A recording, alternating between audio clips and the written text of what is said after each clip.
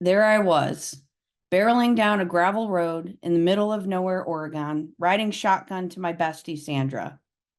It was the summer of 2021, and the nation was still in the grips of the COVID-19 pandemic, but the world was slowly opening back up in the wake of the first series of the vaccine. A camper van trip seemed like a great way to get out and travel, see the country, and experience a mixture of the great outdoors as well as metropolitan areas in relative safety.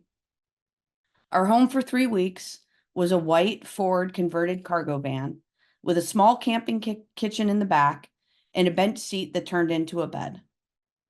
We were driving from Seattle to LA over the course of 3 weeks. Each day, we made a plan within our loose itinerary. I, as the navigator, routed our course, picked our campsite for the night, while my friend Sandra drove. A few days into our journey, we were departing Washington State, heading into Oregon.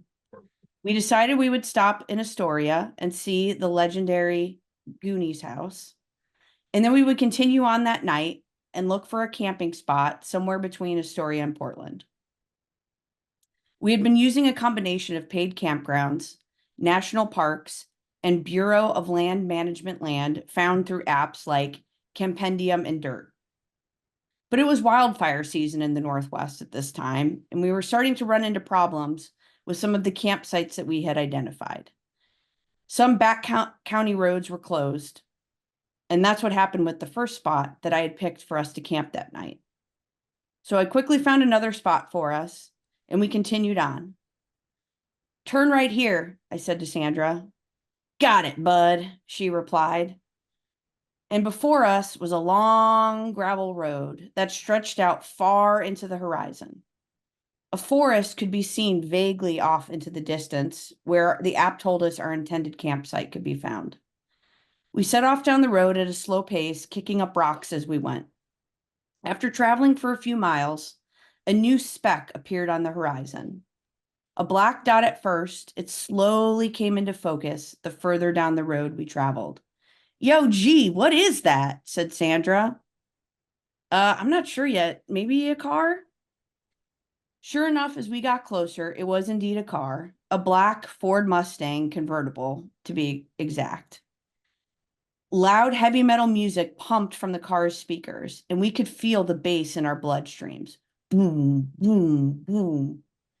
We could also see that there was a driver sitting in the driver's seat. He was gesticulating rapidly, grooving out to the music. Yo, dude, I think that guy is on a trip and not like the road trip kind," said Sandra. I'm like, "You are right, and we should probably turn around." So Sandra maneuvered the van in reverse until we could successfully complete a 3-point turn. I quickly jumped back on the apps and found another spot about 15 minutes away. However, when we arrived, it was full of vagrants and piled high with trash everywhere. It didn't seem to be a safe or welcoming option for us to camp that night. But we were starting to run out of options, and the sun was starting to set. "Yo, bro, what should we do?" Sandra said. "I don't know, man. I think we got to go back to that long gravel road, and hopefully our friend the tweaker is done with his trip by now." So we headed back down towards the long gravel road. And success! The tweaker and his black Mustang were gone. So we proceeded down the road until we finally hit that tree line. Yes, oh, yes, we're almost there. Just past this groove of trees, off to the right, there should be an opening. When out of nowhere, woof, woof, woof, this big black dog comes barreling out of the woods and is jumping up on the driver's side of the van. Sandra slams on the brakes, and a large, burly, bearded man appears and wrangles the dog and gestures for us to roll down the window. "Hey there, howdy! Welcome to my campsite. Welcome to this little spot in the woods. There's room for all. There's 2 campsites here. I'm set up over here, but you can take that other side over there," he says, gesturing to the further camp spot in. Sandra and I exchange glances, shrug our shoulders, and proceed forward. At this point, the sun is starting to dip below the horizon. We don't really have any other options. So we decide to set up camp. "Hey there, neighbors! Just thought you might need an extra lantern," said the big burly man. Thanks, man, I appreciate it, but we're all set here, I think we're just going to turn in for the night. It's been a long day on the road and we got to be up again early in the morning. So Sandra and I put our heads together and we're whispering back and forth. Yo, dude, G-Money, this guy gives me the creeps. I know, me too, but we'll sleep in the van, we'll lock the doors, and we'll keep our weapons handy. Weapons? What weapons, dude? I'm like, our pocket knives. So we hunkered down for the night, and when dawn finally broke, I felt relief wash over me. We had made it through the night with nothing more disturbing than Sandra's loud snores. I felt the rush that comes from surviving a harrowing experience, and I got up with some pep in my step. I opened the back doors of the van to start making us breakfast when I heard, "Morning, neighbor. I got plenty of coffee and breakfast over here if you want any." Suddenly, I felt silly for ever fearing this guy. I walked over and joined him. He served me up a plate from a skillet with sausages and potatoes, as well as a piping hot cup of black coffee.